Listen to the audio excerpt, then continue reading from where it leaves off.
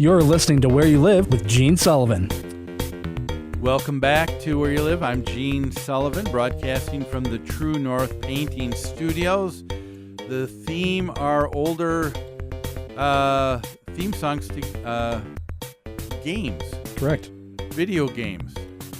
And I got nothing on this one either, Christopher. Paperboy.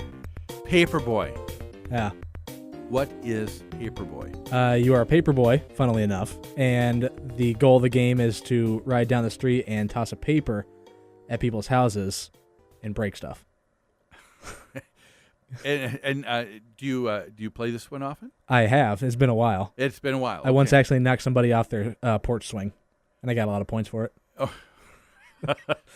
What they come up with. I know.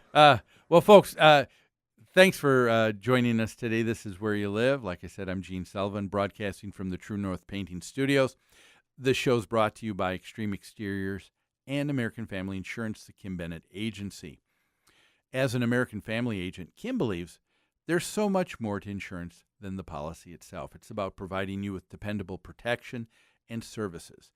Kim believes that trust and credibility can't be demanded. It can only be earned by what you say and what you do. Give her a call at 651-482-1598 and tell her Gene sent you. It's time now to hear from the Minnesota Multi-Housing Association. The MHA Minute is brought to you by Start to Finish Maintenance Contractors. Start to Finish provides 24-hour service for all your home and business maintenance needs. Call Start to Finish today at 952-259-1219 for your home, for your business, for your peace of mind. When you rent out your home, you automatically become a small business owner and are subject to all kinds of rules and regulations. Fair housing laws, rental licensing, CRPs, lead paint, radon, carbon dioxide, just to name a few. As someone who provides rental housing, you'll have to learn more about your community, your city council, and your law enforcement agencies than you ever imagined. But if you properly manage your business, you'll also become an important and positive partner in the community. The Minnesota Multi-Housing Association is the most comprehensive resource you'll find for everything you need to help you successfully manage your rental business. Visit mmha.com. That's two M's, mmha.com. Look around the website, download the free guide to successful property management, download the free brochure about the eviction process, and learn about the many ways you can turn your small business into a good business. We're going to turn our attention now to Raleigh, North Carolina, where the state capital is there, and the legislators are proposing a bill that they think will help lessen homeowner regulations. And it says that in Raleigh, what they would like to do, legislators would like to see that there would be less restrictions that a city or municipality can put upon homes in terms of how they will be built. Now, when a person purchases a home, one of the things that you're going to get is what's going to come with it is going to, of course, come a deed. There are covenant and restrictions on every piece of property that you buy.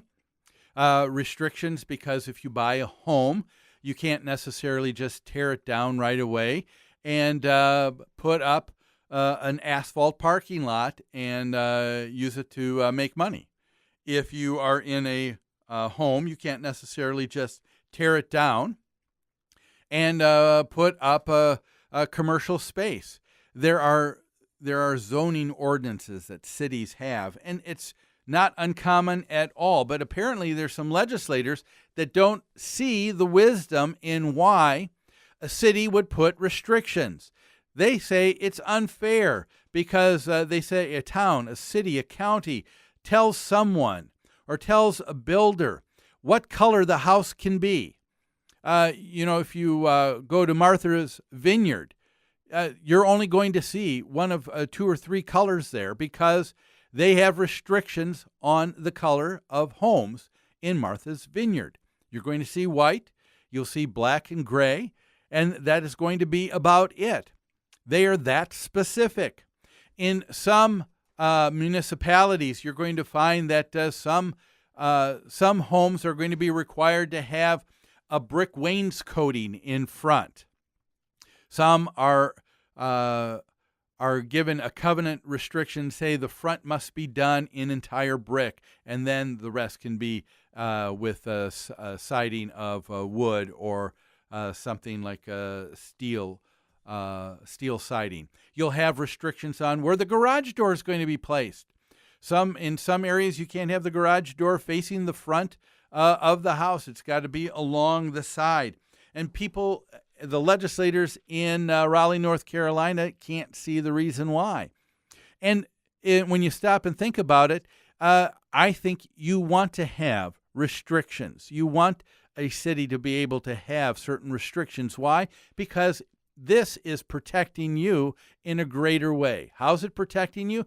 It's protecting you in your biggest asset, and that is of your home.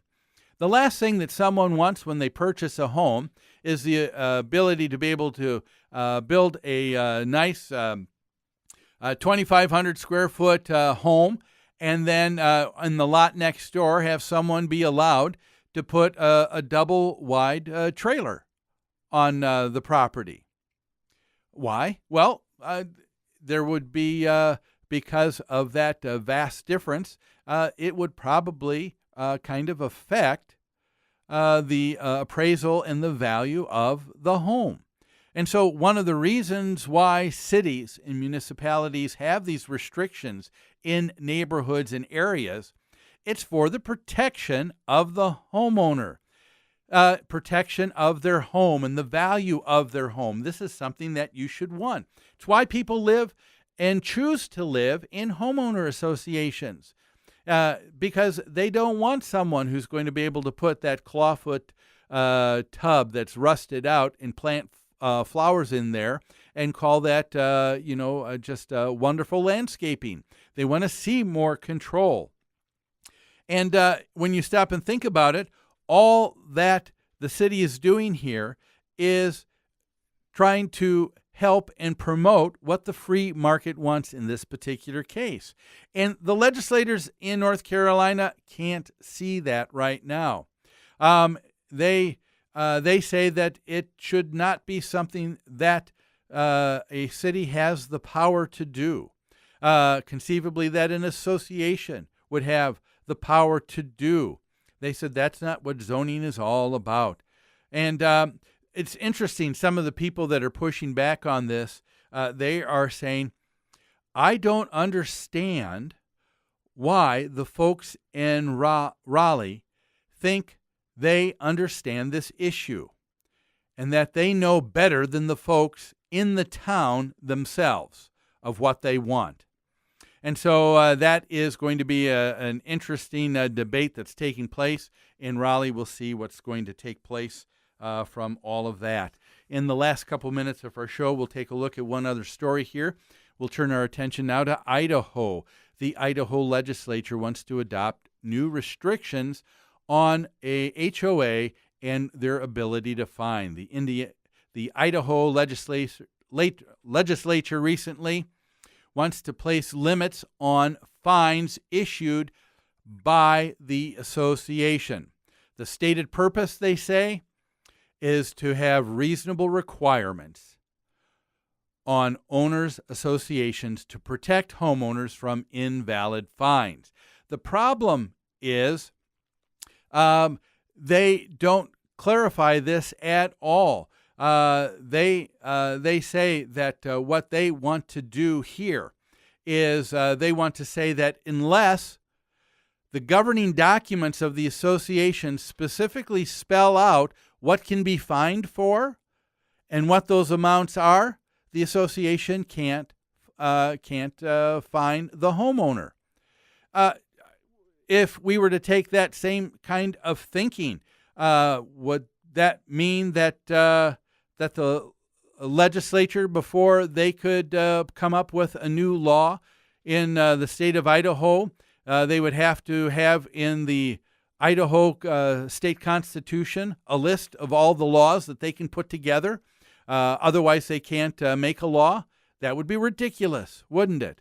What if in a city you had to say, well, we have to go to court and we have to, before a police officer is able to stop someone and give them a fine for speeding. An association, like any other governing body, needs the ability to be able to govern people and to govern behavior. There are issues like parking. Parking is a big issue in homeowner associations. Without the ability to fine there, a person who is parking in a no parking area may prevent emergency vehicles from getting into and reaching a home at a critical time. To reach someone, to be able to take care and save their life because cars are parked illegally. And so the association needs the ability to fine.